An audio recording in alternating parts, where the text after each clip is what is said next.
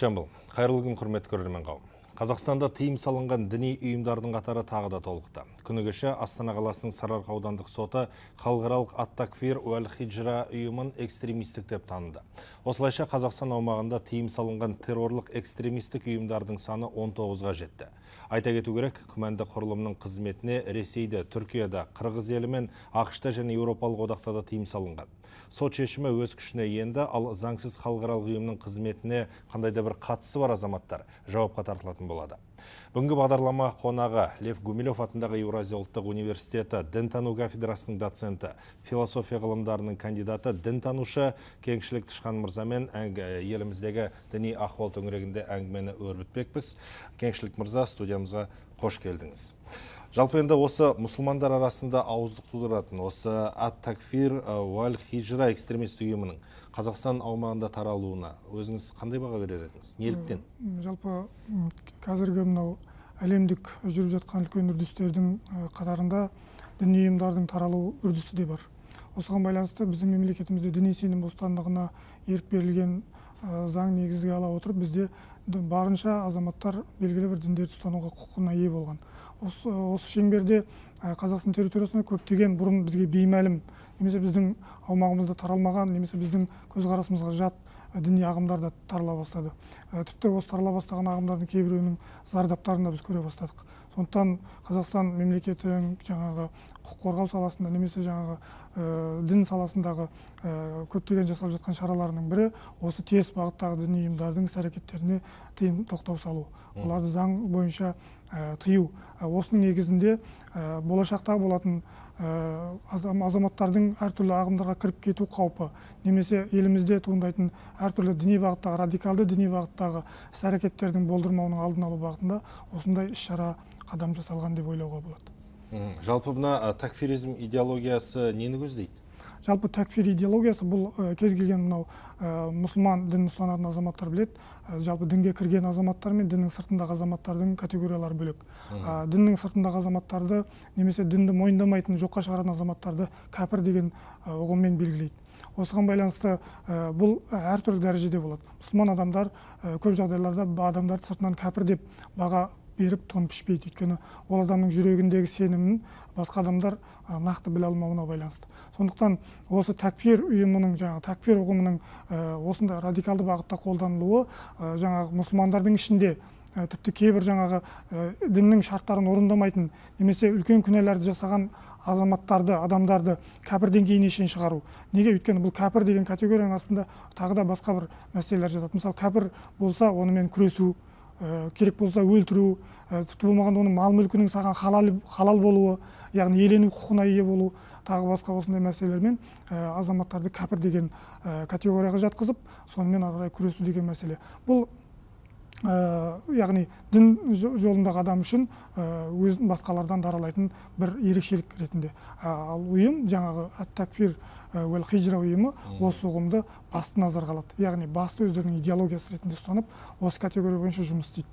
Қалған адамдармен, немесе қалған мемлекеттермен осы пәтуа негізінде жұмыс істеуге бейіл, немесе соған талпынады. Өйткені оның астында әртүрлі саяси, діни, әлеуметтік тағы да басқа мәселелер жатыр. Жақсы, ал хиджра деген не бар?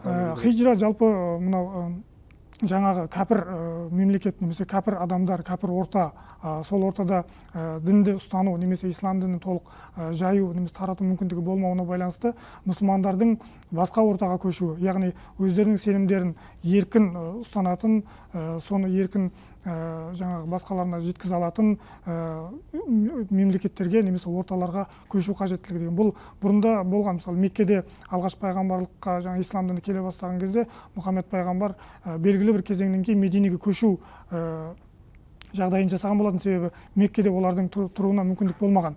Осы нені дәстүрдегі тарихтағы мәселе назарға ала отырып, егер мемлекет кәпір болатын болса, яғни мемлекетте негізгі заң құрам болмайтын болса, шариғат үкімімен үкім жасалмайтын болса, онда ол мемлекетті кінәлап кәпір деген жаңағы категорияға жатқызып, мұсылман ортаға қарай көшу деген идеяны ұстанады. Былайша айтқанда, сол өзін таза мұсылманмын деп санайтын адамдардың бірігуіне мүмкіндік жасау деген сөз. Сонда бұл ұйымның адамдары өздері тұрып атқан мемлекетке қарсы шығып отыр.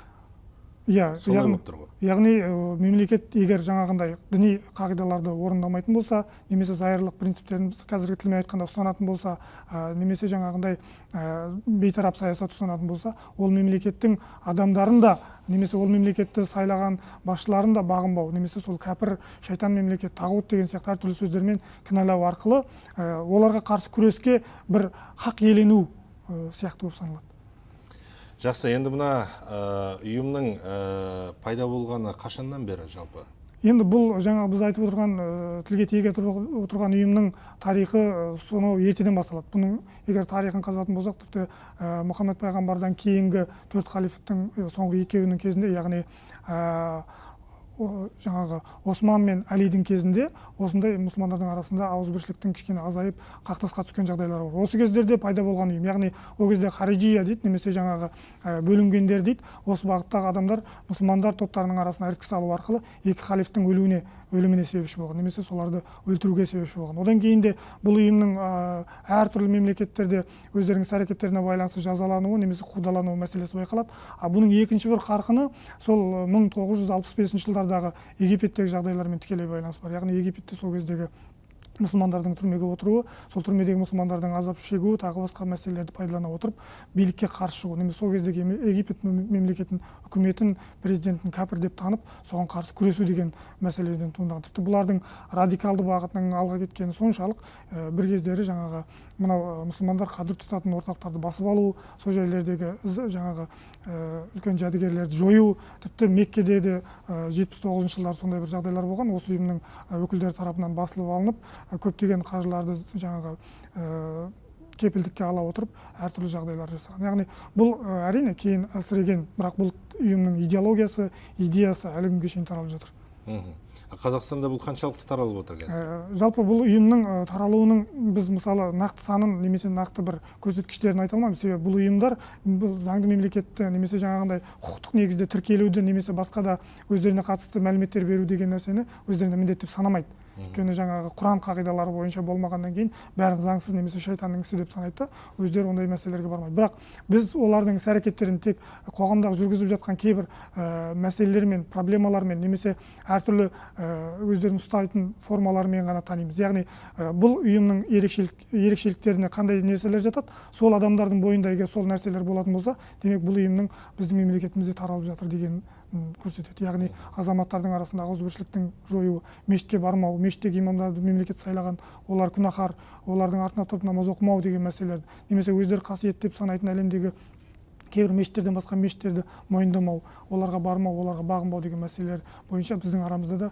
үлкен мәселелер азаматтар арасында туындап жатқан, бұл азаматтар арасында түсініспеушілік тудырып жатқан мәселелер. Сондықтан біз мемлекетімізде де осындай ұйымның өкілдері яғни кездесіп отыр.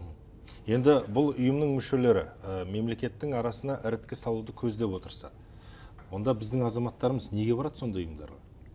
Енді кез келген азаматтың, кез келген адамның белгілі бір рухани жағынан өркендеуіне, талпыныс жасауына ешкім кедергі бола алмайды. Көп азаматтар діни тұрғыдан имандылыққа бет бұру, тазалыққа бет бұру, дәстүрлі қалыптасқан өзіміздің жаңағы құндылықтарымызға бет бұру, дінімізге бет бұру деген мәселелер бар. Бұл қайтадан жаңғыру сияқты. Осыны іздеу барысында көптеген азаматтар өздерінің кірген ағымдарының қандай тарихы бар екенін, қандай кітаптарды оқитынын, олардың ислам әлеміндегі орны қандай екенін қарастырмайды. Кейде осындай бір, әсіресе бұл жаңа жастардың арасында кеңінен таралатын дүние болғандықтан, жастардың қызығушылығын өздеріне тиімді пайдалана отырып, осындай идеологиялар таралады. Бұның барлығының жаңағы кейін бұл идеологияның, ұйымның идеясы миына, санасына әбден сіңгеннен кейін ол азаматтар тіпті кейін қайтару мүмкіндікке соқпайды. Өйткені олар басқа адамдармен қарым-қатынас орнатпауды, басқа адамдардың көңіліне күмән салатын болса, оларға жуымауды, тіпті кейбір жағдайларда адамдарды тыңдамауды да олар үйретеді. Яғни басқа адамдарға құлақ салсаң, ол сенің жүрегіңе күмән салуы мүмкін, сені дін жолынан азғыруы мүмкін, сондықтан сен тек өз білгеніңнен тайма деген дүниелерді. Нәтижесінде ата-анасына қарсы шығып отыр. Иә, кейде өркениеттен бас тартады, телевизор көрмеу, жаңағы әртүрлі газет журналдарды немесе баспасөздерді оқымау, жалпы былай қараған кезде әлемде болып жатқан дүниелерден бейхабар болу, өзін толық бөлшектеп алу деген мәселе. Соның арқасында жаңағы ата-аналарына қарсы шығу, ата-анасының іс-әрекеттерін жаңағы өзінің ұйымының қойған принциптермен салыстырады. Егер оған сәйкес келмейтін болса, ата-анасы намаз оқымайтын болса, дін жолымен жүрмейтін болса, оның істеген тамағы харам, немесе оларға бағынуға болмайды. Өйткені дінде егер әке-шешең саған басқа бағытты уағыздайтын болса, егер ол діни бағыт болмаса, дінге қайшы келетін болса, бағынбау керек деген нәрселерді алдыға тартып, кейде үйден безу мәселелері, басқа жаққа шетелге жаңа соғысқа қасиет соғысқа аттану мәселелері, осындай көптеген келеңсіз жағдайлар осындай радикалды ұйымдардың жемісі деп айтуға болады. Немесе кесірі деп айтуға болады. Енді көпшілікке мәлім ислам діні бар. Осы ұйымдардың ислам дінімен жалпы арасында қарама-қайшылық бар ма, ұқсастық бар ма? Әрине, бұл ислам деген сөздің өзі, біз 12 ғасырдан астам уақыт ислам дінінің өкілі болып саналған халықпыз. Осы ғасырларда біздің елімізде, жерімізде ешқашан діннің атынан қастандық, қатыгездік жасалып, діннің атынан озбырлық болмаған. Яғни біз исламды тек жақсы жағынан ғана білеміз. Ал қазіргі әртүрлі ұйымдардың, жаңағы топтардың әртүрлі дінді саясиландыру немесе өз мүдделеріне пайдалануы барысында біз ақ пен қараны шатастыратын деңгейге жеткізгендігінің өзі осындай ұйымдардың кесірі.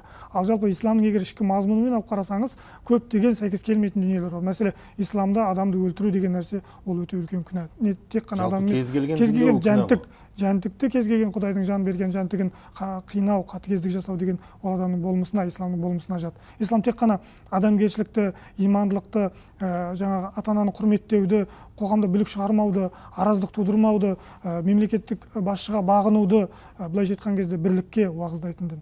Ал егер осы бұл бүкіл Құранмен, пайғамбар хадистерімен, немесе ғұламалардың сөздерімен бекітілген, әлемдегі мұсылмандардың басым көпшілігі осы идеяны ұстайды. Соның ішінде біз таза мұсылманбыз, қалған мұсылмандардың барлығы теріс жолда жүрген азғындаушы деп айту, бұның өзі исламның негізгі мазмұнына қайшы. Аяғында былайша айтқанда үлкен күнә болып саналады. Ол жердегі өздеріне көптеген нәрселерді халал деп тануы, ол исламның ішінде харам деп. Мысалы, исламда Құранда мынандай нәрселер бар. Бір адамды өлтіру бейкүнә, бүкіл адамзатты өлтірумен тең дейді. Олар адамдарды қандай қатыгездікпен, аяушсыз жаңағындай жазаға тартып жатыр. Демек, бұл исламның бейнесі емес, бұл керісінше исламның атына кір келтіру.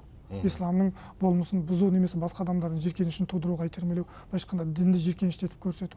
Сондықтан бүкіл мұсылман әлемі, соның ішіндегі ғалымдар немесе мұсылман дін ұстанушы халықтар бұндай нәрселерді мен ойлаймын исламға жат деп өздері-ақ түсінеді деп. Жасымна, енді қазір таяу шығыста үлкен проблема болып жатыр. Діні бір адам бір-біріне қарсы оқ атып соғысып жатыр. Осы жаңа радикалды ислам мемлекетін құрам деушілер өзінің мемлекетін құрды делік. Арты немен бітеді? Бұл қандай мемлекет болады сонда? Бұл сіздің ойыңыз? Мынау жалпы қазіргі ислам мемлекетін құрамыз немесе исламның шариғатын орнатамыз дегеннің астарында бір мемлекет құру, адамдардың басын жинау, соны бір жақсы бір өркениеттілік деңгейге жеткізу, немесе мынау адамзат өркениетімен қатар даму деген сияқты озық ойлар жоқ.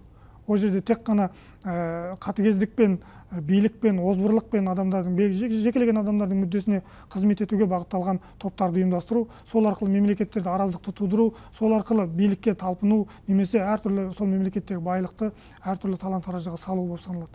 Сондықтан бұл жердегі мемлекет құру идеясы, мемлекет құрудың үлкен концепциялары бар. Мемлекет құру оңай бір қатардағы адамдардың топтасып бүлік шығарумен мемлекет құрылмайды. Мемлекет деген үлкен бір алғышарттармен, үлкен бір бірлікпен, тұтастықпен, халықтың бір қолдауымен. Ол жердегі мемлекетте халық жиналып жатыр ма? Керісінше мемлекеттер қашып жатыр. Халықтар қашып жатыр. Бәрі тоз-тоз болып кетті. Босқынға айналып кетті. Басқа мемлекеттің территориясына кіріп кетті. Исламның сонда жақсы мемлекеттілігі сосы ма? Сондықтан бұл жерде былайша айтқанда адамзаттың өркениетіне үлкен қастандық. Кеңшілік мырза, өкінішке орай хабарымыздың уақыты таяп қалды. Соңғы бір сұрақ қысқа ғана жауап берсеңіз. Осы жастарымызды осындай радикалды ұйымдарға бармас үшін не істеу керек? Енді ең жақсы шара бұл алдын алу шарасы ғой. Біздің мемлекетіміз осы мәселеде өте үлкен шаралар ұйымдастырып жатыр. Үгіт насихат топтарын ұйымдастырған, халықтардың арасында діни сауаттылықты қалыптастыру, немесе жастардың арасында дінтануға қатысты пәндер қазір енгізіліп жатыр. Студенттердің арасында осы мәселелерді оқытатын пәндер енгізіліп жатыр. Бұның барлығы осы теріс діни ағымдардың бар екенін ескерту, сол арқылы мүмкіндік болатын болса сол жастардың кейін сол теріс діни ағымдардың қатарына түсіп кетпеуінің алдын алу, бұдан бүкіл мемлекеттегі азаматтарды хабардар ету. Сондықтан біздің ең басты мақсатымыз ол қолға сойыл алып, қару алып соғысу емес. Біздің мақсатымыз азаматтарды осындай теріс ағымдардың, теріс радикалды топтардың құрбанына айналып кетуден сақтап қалу. Бұл біз үшін ең үлкен жетістік болады. Әрине бұл үшін бұл жасалып жатқан шаралар жеткілікті деп санауға болмайды. Әлі де көптеген кешенді шаралар жасау керек. Жақсы, рахмет. Осындай үлкен келелі мәселеге байланысты келіп өзіңіздің пікіріңізді білдіргеніңізге алғысымызды білдіреміз. Құрметті көрермен қауым, естеріңізге сала кетейін, бүгінгі қонағымыз болған Лев Гумилев атындағы Еуразия ұлттық университеті дінтану кафедрасының доценті, философия ғылымдарының кандидаты, дінтанушы Кеңшілік Тышқан мырза.